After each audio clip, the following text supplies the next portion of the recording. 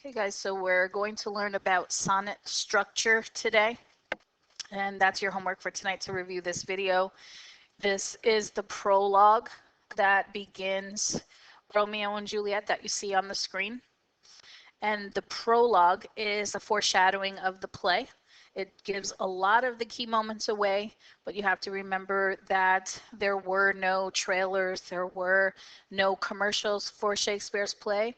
So people came just because of the title. It was either a tragedy, meaning something horrible was going to happen, a comedy, meaning you were going to laugh, or history, meaning you were going to learn something about history. Romeo and Juliet is a tragedy, so people came to that play expecting that people would die. And so Shakespeare gives quite a few spoilers, what we would consider spoilers, right in the prologue. We're looking at the prologue today primarily for the sonnet structure. There is a slideshow that will kind of tell you what the words mean. Remember that Shakespeare was a poet first and foremost. Before he considered himself a poet more than a playwright. He just used the vehicle of the plays to express his poetry. So we're going to start with learning the format of his most famous poems, which are the sonnets. And sonnet has a unique structure, and the simplest question is how many lines are in a sonnet. So the first thing that we're going to do is we're going to number them. 1, 2, 3, 4, 5, 6, 7, 8, 9, 10, 11, 12, 13, 14. Every sonnet needs exactly 14 lines. Can't be one more or one less than 14, exactly 14. That goes for all sonnets. These are called Elizabethan or Shakespearean sonnets. Next, we're going to look at the rhyme scheme. That's the second easiest element or criteria for a sonnet. There is a definite rhyme scheme or pattern. And the way we delineate that is with letters. So we look at the last word of each line, okay? And we give that the first word and a letter A. And then we ask ourselves, does dignity rhyme with scene? Well, no, they do not. So we're going to give the second line the letter B. So does dignity rhyme with mutiny? Yes. So that's going to go back to an A.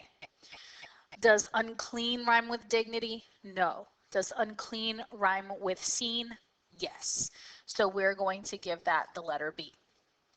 To save time, I'm not going to ask the question for each line. I'm going to tell you, and you can rest assured that this is true. So each set of 4 lines has a different rhyme scheme. So foes in life don't rhyme, but foes and overthrows does. So we're going to do C, and then life and strife rhyme. D. So we're going to go E, F, E, F, and then the last 2 rhyme. So we'll go G, G. Okay. So A, B, A, B, C, D, C, D, E, F, E, F, G, G. That is the rhyme scheme of a sonnet. It will never change. It will always be that way. So the next thing I want you to consider is the grouping of these lines. If you notice, we can break these lines up very easily into 3 sections with 1 section left over.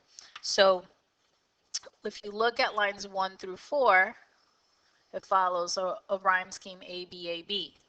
Okay, 5 through 8 follows a different pattern, C, D, C, D, 9 through 12, and then we have the 2 rhyming lines. Each of these groups of 4 rhyming lines has a specific name, okay?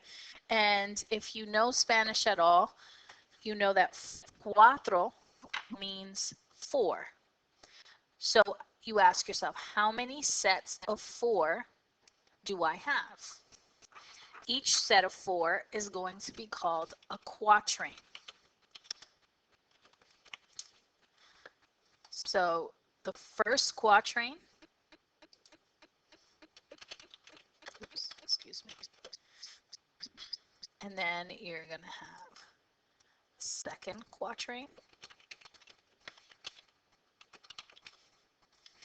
This one obviously would be called the third quatrain. So how many quatrains are in a sonnet? There are 3. So this last set of 2 lines, we're going to think of it coming to kind of save the day. What do we call a person who comes to save the day?